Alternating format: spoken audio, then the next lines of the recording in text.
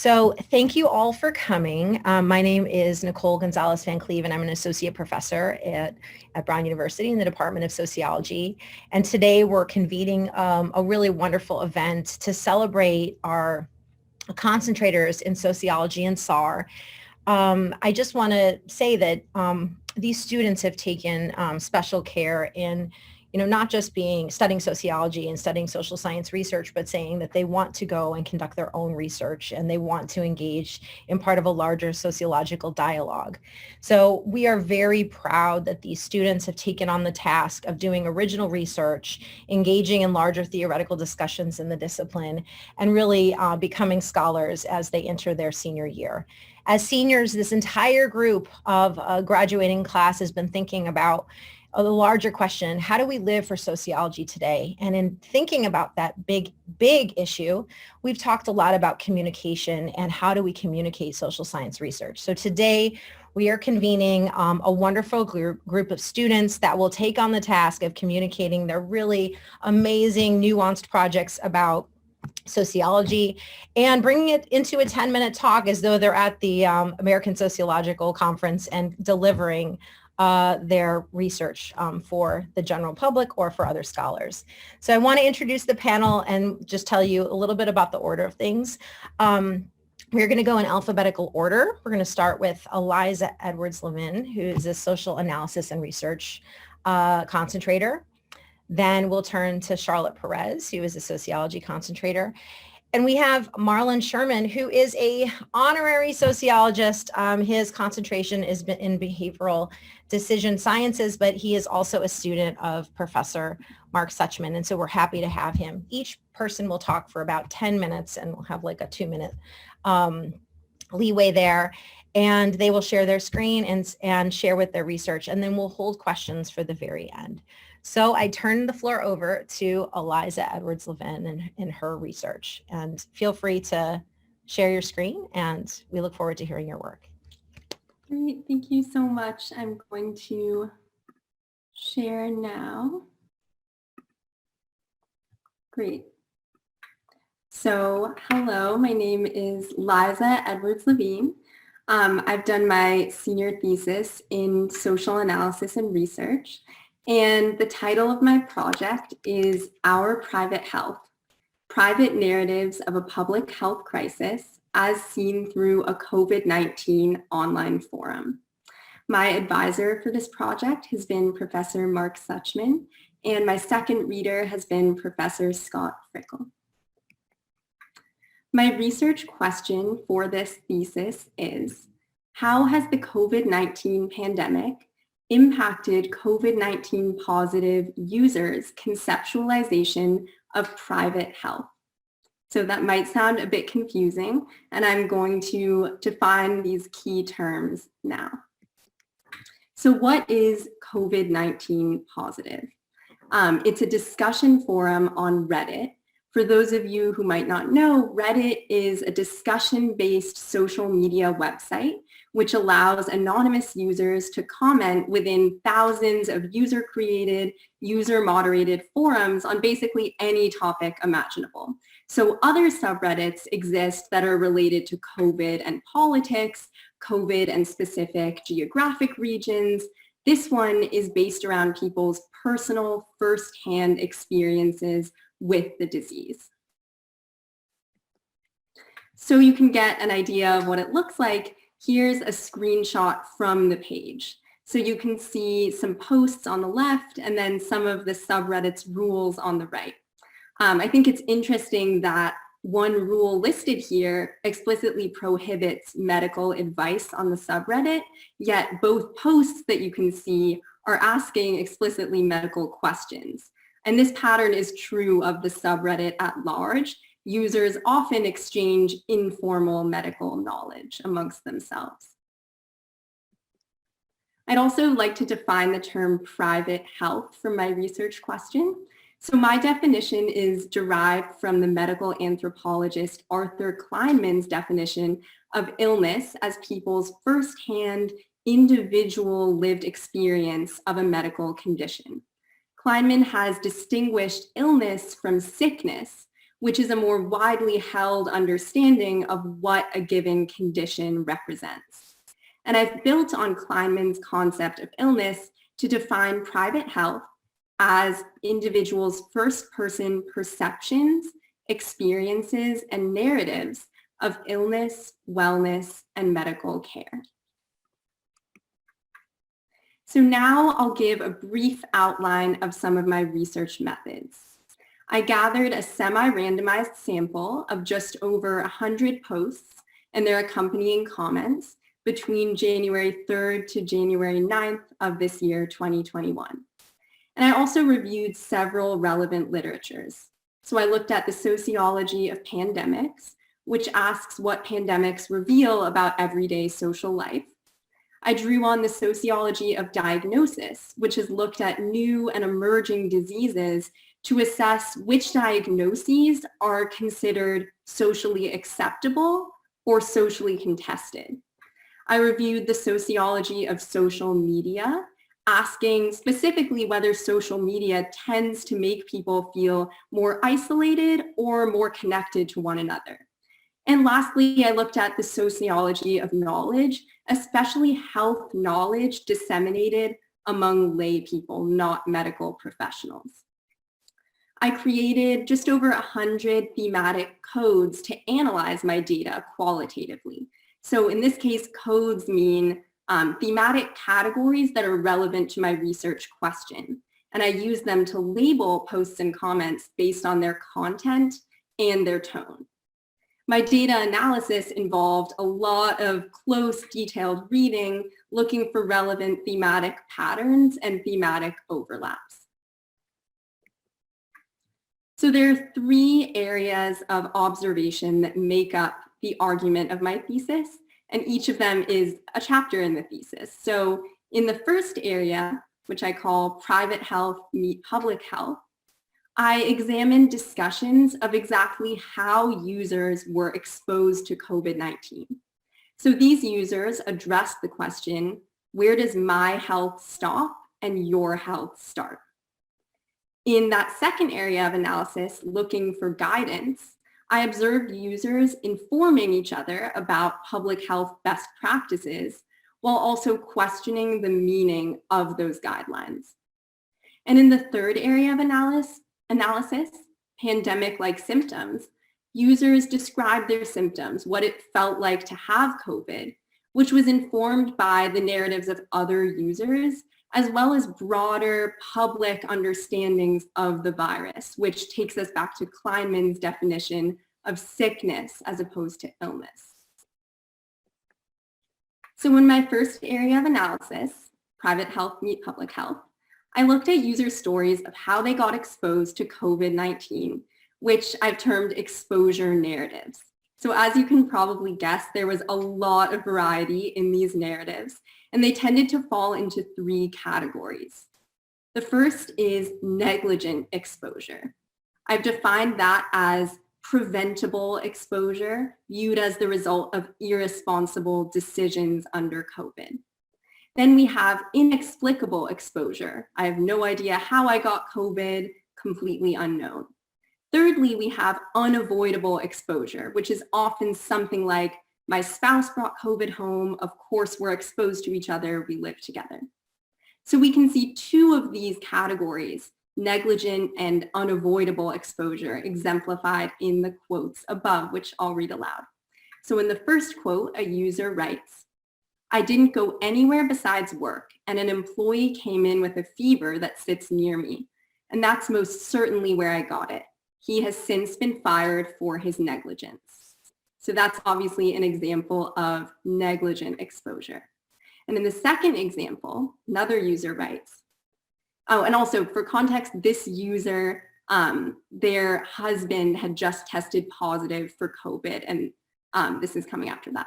They write, should I just assume I will get it and let him hang out with me in the apartment? Or is it still worth it to try to quarantine him in the bedroom? Ugh. So here we have an example of unavoidable exposure where the user is still left wondering, what do I do with that? In my second area of analysis, looking for guidance, I observed users trying to make sense of all the new public health guidelines telling people how they should behave. And these guidelines, users' questioning of these guidelines also fell into three categories: practical, cognitive, and normative. So on the practical level, users asked, which specific guidelines apply to my situation? Cognitively, users wondered, what does this guideline signify or represent in my everyday reality? And on the normative level, users asked, what is the right thing to do? So how do guidelines align or precisely not align with my values and with my community's values? And all of this is complicated more by the fact that guidelines continue to change, as we all know, as COVID continues to evolve and more is learned about it. That's shown by the quote that I've written out here. This user said, "We did what was told, but still, even as we were in quarantine, the guidelines changed for us. It was hard to know if what you were doing was correct." So users often turn to one another as guides instead of simply relying on so-called representatives of order, public health authorities, to tell them what to do. And finally, in my third area of analysis, pandemic-like symptoms, I observed users describing their experience of actually having COVID in the form of what I call private health narratives. So many of these narratives centered around three types of fear. Fear of what could be, so all of the horror stories and worst case scenarios of what COVID could turn into. Fear of what has been. Some users have actually witnessed the death of close friends or family members due to COVID. And then fear of what is. Other users are experiencing chronic symptoms of long-haul COVID that seem like they might never end. So we can see an example of fear of the unknown in this first quote, where a user writes, "The worst part of getting this virus is the anxiety. My mind definitely gets the better of me and starts racing to the worst case scenario. That's why I've stayed away from any news source to avoid reading more horror stories." Users also turn to each other to affirm the seriousness and legitimacy of contested symptoms.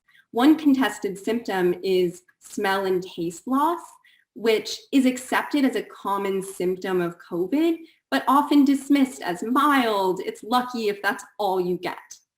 Another contested symptom or set of symptoms is long-haul COVID, which is often not recognized as COVID at all. We can see an example of that in the second quote here, where a user writes, "The fever and body aches are pretty much behind me. Now I'm starting to notice some weird symptoms I wonder if anyone else has experienced. I get brain fog normally from time to time, but nothing like this. I feel downright weird." So as we can see here, users turn to each other as experiential experts to legitimize and explain symptoms that might not be publicly understood, might not even be recognized by healthcare professionals. So in conclusion, I have found that for COVID-19 positive users, the COVID-19 pandemic has blurred the line between private health and public health. And this is demonstrated by users' dynamic accounts of exposure and assessments of risk, users' lay filtering of disparate public health guidelines, and their collective interpretation of COVID-19 symptoms through the prism of private health narratives rather than professional expertise. I know we have limited time for questions at the end of this hour, and I welcome any feedback and additional questions. I'll put my email in the chat after this. And I'd like to give a special thanks to Professor Suchman, Professor Fickle, Professor Van Cleve, and everyone else who's helped make this project happen. Thank you very much. Amazing work. So thank you so much. That is ASA worthy conference presentation caliber. Excellent job. Our next speaker is Charlotte Perez.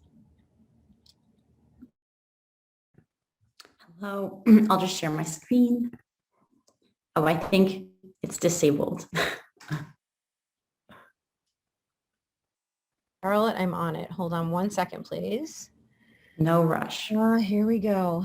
Make you a co-host. 1 second. Okay. You've been upgraded. Thank you.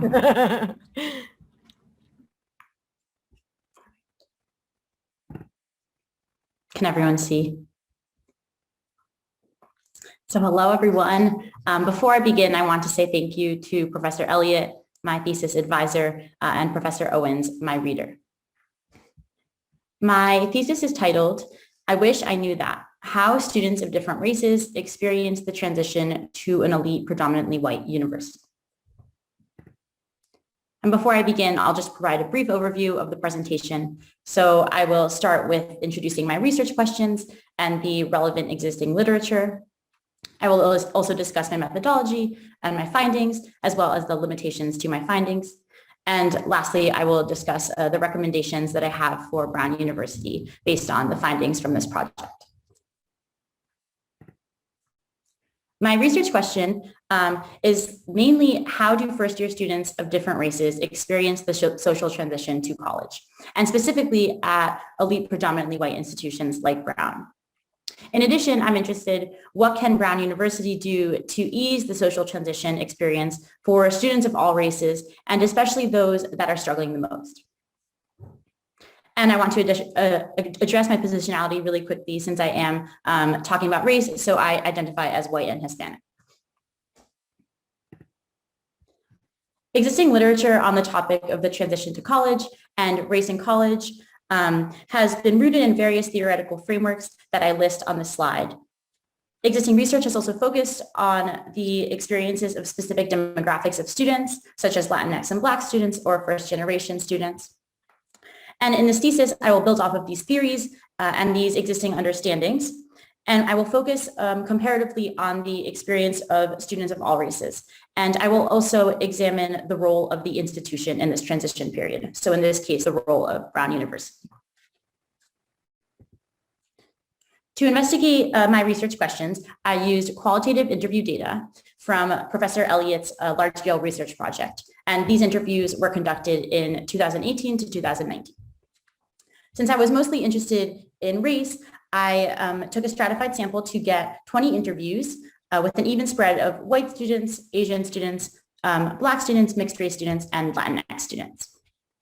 And in order to contextualize the experience of these students of different races, I want to address that the student body at Brown is 43% white. So white is the most represented race on campus.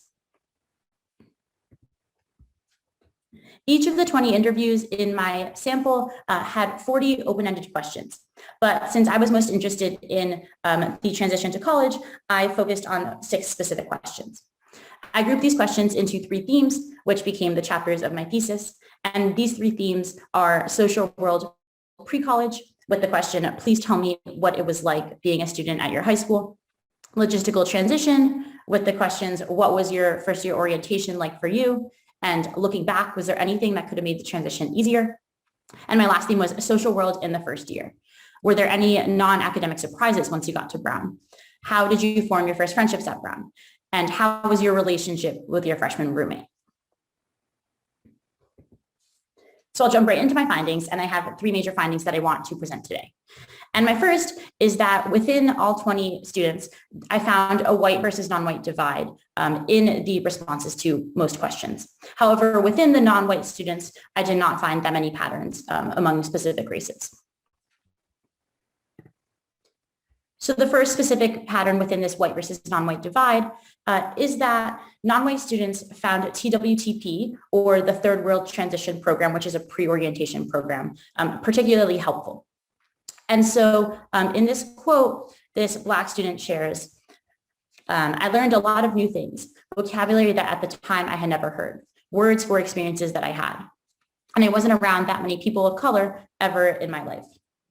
And so here the student is expressing that the benefits of TWTP directly relate to their race and being around people of their same race. And I found this sentiment that TWTP was very helpful in transitioning to Brown, consistent among non-white respondents. Similarly, I found an overwhelming advantage for pre-orientation program goers, and this was especially felt among non-white students. So for example, this Latinx student shares, one of my biggest regrets ended up being not signing up for some sort of pre-orientation program. And they continued, I felt like I was playing catch up a lot too, to try to get back up to that. And that here refers to friend groups being formed, connections being formed. Another pattern in this white versus non-white divide is that non-white students refer to race as a relevant factor in their transition to college, while white students did not refer to this. So for example, this Black student says, quote, I was definitely struggling with the fact that I was a minority. And they continue, I could see very few Black people. And kind of, I don't know, that kind of affects your feelings of self-worth or value or this or that. So I was struggling with that a little bit and being a little bit withdrawn. And this quote reveals how impactful this Black student's racial identity was on their experience at Brown. And their race really did play a significant role in their transition to Brown University from the start. And I found that while many non-white students felt this way, white students did not feel the same way. And lastly, within this white versus non-white divide, is that white students experience fewer non-academic surprises as compared to non-white students. And examples of non-academic surprises in this thesis were loneliness, difficulty making friends, surprise at the composition of the student body, both race-wise and class-wise, and surprise at the social scene in a variety of ways. And so this white student here says, quote, I think those areas were pretty standard for me. And I associate this lack of experiencing surprises with a slight ease in transitioning, which is consistent across all four of the white respondents in comparison to the non-white students who did not express or who did express encountering non-academic surprises of this type. My second major finding is that students of all races desired more open conversation and more information about resources. And the quotes that follow are from the 2 interview questions. Looking back, was there anything that could have made the transition easier? So first, students desired more open conversation. And this white student here shares that you have these conflicting ideas of a very diverse atmosphere, a very diverse group of people. Yet there's not a lot of conversation around that diversity facilitated. They continue, I would have loved coming into it to have been able to talk to people about, different racial or ethnic backgrounds, different class backgrounds, different sexuality backgrounds, and see how people celebrate their differences together rather than a sole focus on just trying to meet as many people as possible and find a group of friends. And this sentiment of wanting to discuss topics of diversity was consistent across students of all races. In a similar vein, students of all races desired more openness about the struggle of making friends. And this Asian student shares, quote, I think just the realization that everyone is going through the same thing and that everyone really has their own struggle. They go on, I was just waiting around for somebody to reach out to me and befriend me. And similarly, many people shared the sentiment of confusion or difficulty surrounding this early phase of socializing. Lastly, in this theme of desire for more information or more resources or more conversation is that many students desired more information about demographic-specific resources. So this mixed-race student shares, I think if I had known about resources before and used them earlier, that definitely would have helped. If I'd gone to the Writing Center earlier, if I had gone and been kind of involved with the Center for Students of Color earlier, or just if I had joined anything earlier, it would have helped because I was sort of floating for a long time. And it's interesting, I think, to know that this student blames kind of both themselves and the institution for this sense of floating, but that the university really could have made more, have made these resources more available. And just to add, students cited other resources that they wish they had known about, and specifically the undocumented first generation low-income center. And my last major finding is that there were no race-related patterns among roommate relationships and first friendships. And I found this to be the case in response to the questions, how did you form your first friendships at Brown? And what was your relationship like with your freshman roommate? And just to share a little bit more about responses to these questions, for the most part, students responded that they met their first friends through their dorms or through proximity. And this is consistent with existing literature on this topic. And regarding roommates, more than half of students felt positively about their roommates to some capacity. And this feeling was seemingly independent of the student's race. So having addressed these findings, I just want to quickly acknowledge a few limitations. So one that is very relevant to my last finding is that there was a lack of race-specific information in the interview about roommates and first friends. And so specifically, the interview did not ask students to specify what the race of their roommate was or what the race of their first friends was. And so therefore, it was difficult to analyze trends in interracial friendships or interracial roommate relationships. Another limitation is that the racial categories that I used were part of the initial data from Professor Elliott's study, and I might have differentiated a little more closely between, for example, Hispanic and Latinx, or African American and Black. And my last slide is just recommendations for Brown University based on these findings that I just presented. And as I mentioned, a goal of this project was to be able to provide concrete recommendations for Brown. And I will be sharing these recommendations with certain deans in the administration. But two I want to highlight just quickly. One is that I recommend that Brown University both more strongly encourage students of color, or all students really, to attend the optional pre-orientation programs like TWTP. And I also recommend that the general orientation attempt to mirror some of the elements of TWTP that non-white students specifically cited as so helpful for them. And second, I recommend that the creation of anonymous discussion boards for either all students or specifically non-white students. And the goal of these discussion boards could be to encourage open conversation about issues that students face in their first year, or about non-academic surprises that students face in this first year. So this concludes my formal presentation, but I'm happy to answer any questions. And again, thank you so much, Professor Elliott and Professor Van Cleve and everybody who made this possible. Amazing work. So thank you so much. And I love the links to policy. Such a great job. So bravo. And we are moving to our final honors thesis presenter, which is Marlon Sherman, our honorary sociologist from Behavioral Decision Sciences. I also need privileges to share screen. Okay, we got you. We got you covered. Here comes the upgrade. And zap, upgraded. Fantastic. Share that and let's. Great. Can you all see my screen? Amazing. So hi, everybody. It's really great to be here. My name is Marlon Sherman. I'm a senior. I use he, him pronouns. I study behavioral decision sciences in the Department of Cognitive Linguistic and Psychological Sciences. And today I'm going to be presenting my thesis on counsel, clients, and crises, assessing the behavior and practice of business lawyers during periods of economic crisis.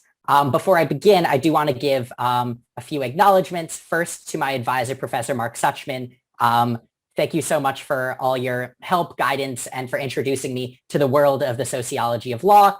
I'd also like to thank Professor Steve Sloman from the Department of Cognitive Linguistic and Psychological Sciences for starting the Behavioral Decision Sciences program here at Brown a few years ago, has been super influential as well. So I want to begin with a brief quote here. It's a quote from one of my favorite comedians, Jerry Seinfeld, and I think it really sets the stage for what I'm about to talk about. To me, a lawyer is basically the person that knows the rules of the country. We're throwing the dice, playing the game, moving our pieces around the board. But if there's a problem, the lawyer is the only person who's read the inside of the top of the box. And I think that this quote is really interesting here because it says to us that lawyers possess some form of knowledge that the rest of us don't necessarily have, and that they play a really important role in our social order. And that's something that we're going to see as we go through this project, as I talk about what I found when I was speaking with business lawyers. So the research question that I was really drawn to when doing this thesis project is a broad question, but an important one. how do economic crises impact the behavior and practice of business lawyers? There's been a lot of research talking about over the past year with the COVID-19 crisis, how economic crises have impacted small businesses and other sorts of startups and other sorts of industries, but there hasn't been a lot of work yet looking at the profession of law. And so I was really intrigued and drawn to this question to see how a profession responded to the COVID-19 crisis and to economic crises in general. And so in addition to studying the COVID-19 crisis, I decided that I wanted to compare lawyers' behavior and practice now with how they behaved and reacted to the 2007-2008 financial crisis. And then in turn to compare both of those crises to their behavior in normal times.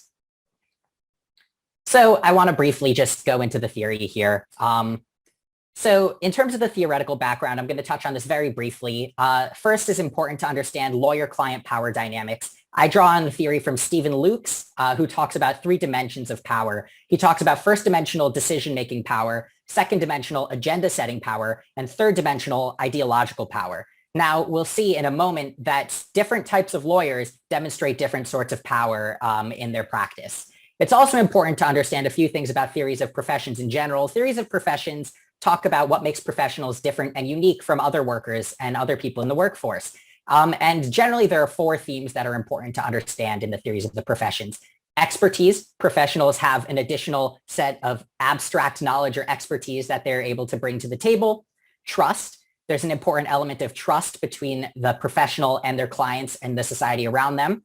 Control. Professions are important because are importantly different because that they regulate their own practice and they regulate who can participate in a profession, etc. And then exploitation is a 4th theme there, is something that generally seen because professionals have such unique circumstances and have this sort of power, there's the potential for them to exploit clients and other people as well. I want to introduce briefly the typology that I used in this project here. I used a 2x2 typology where I looked at litigators and transactional attorneys on one hand and autonomous and heteronymous attorneys on the other. Now, why did I choose this typology? I chose litigators versus transactional attorneys because litigators deal with disagreements and transactional attorneys deal with agreements and drafting contracts and negotiations, etc.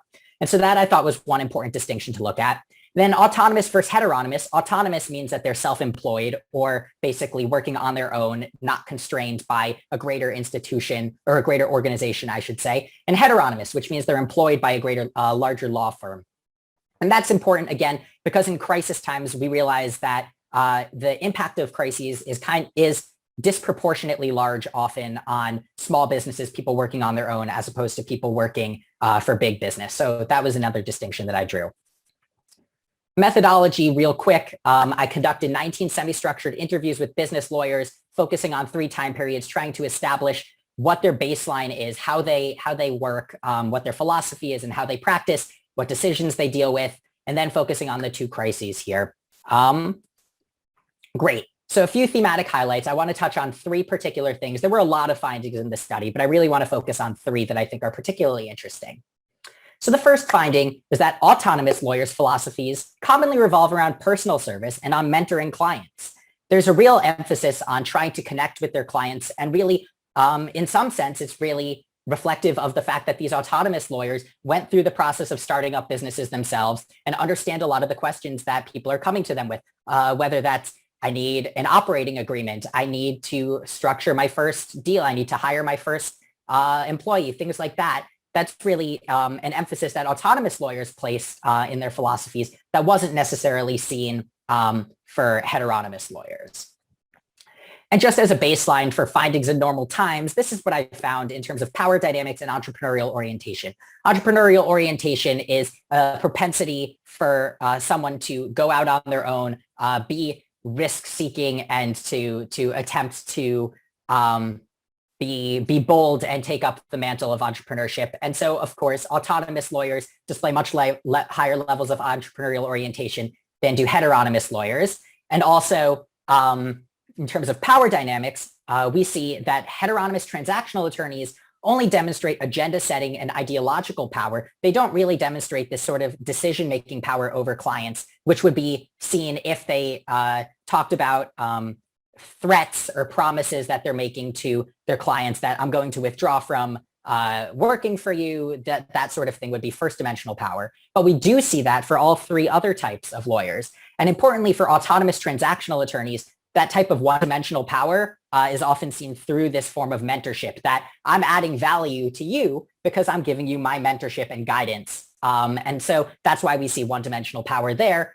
And litigators also have one-dimensional power because they're the only people who can navigate the court system, that you need a litigator if you really want to resolve a dispute. Whereas transactional attorneys don't necessarily need their service.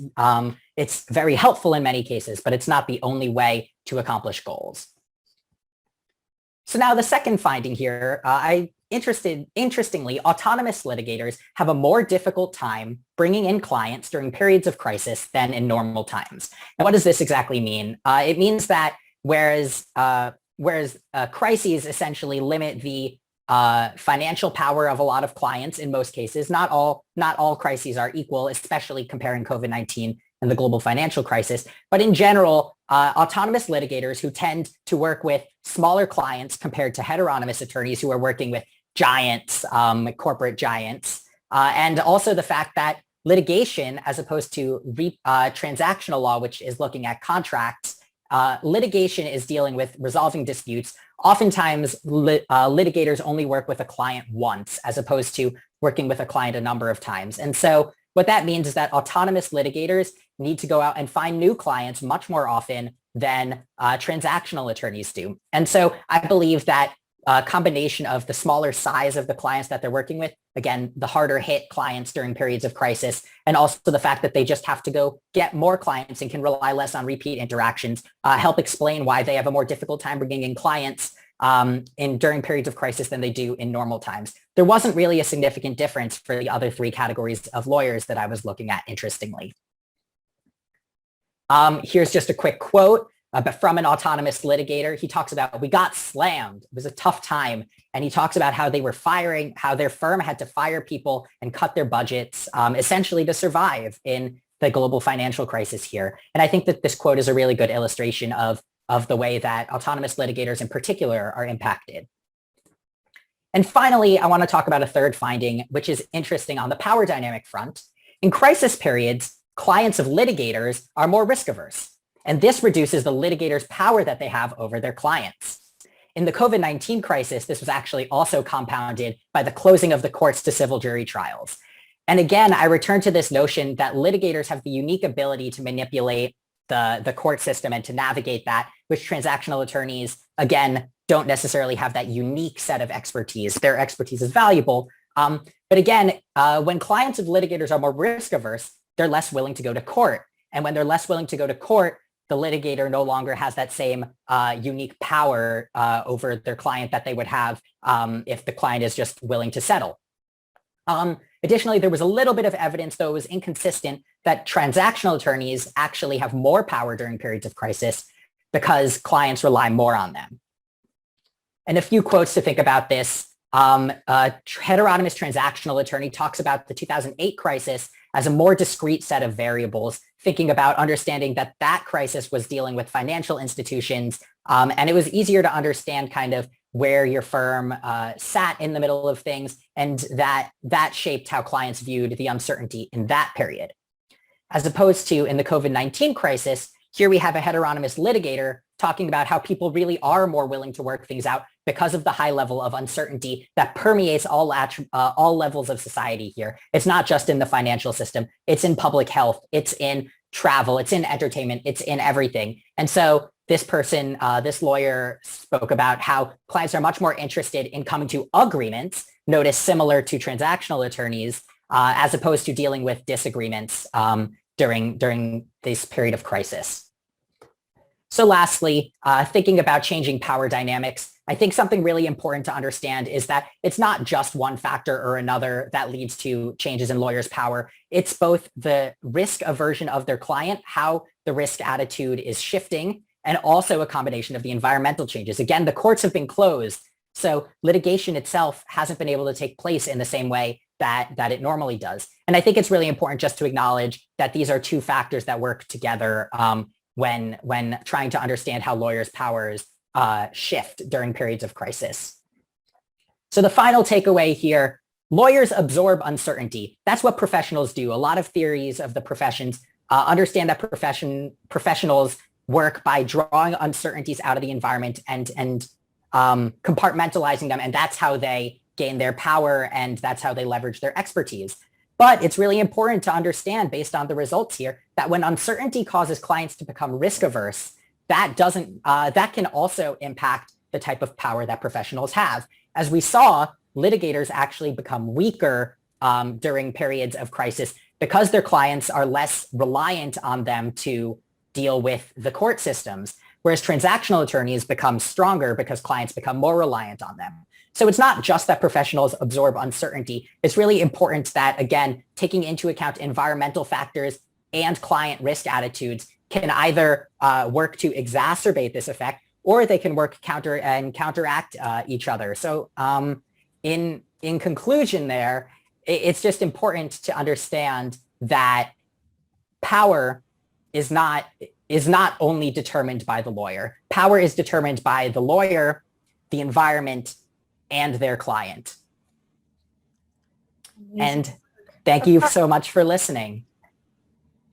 Thank you so much, Marlon, our honorary sociologist. We're just keep calling you that. Wonderful project. And all three. So we get applause from everybody. I see the jazz hands, the emojis.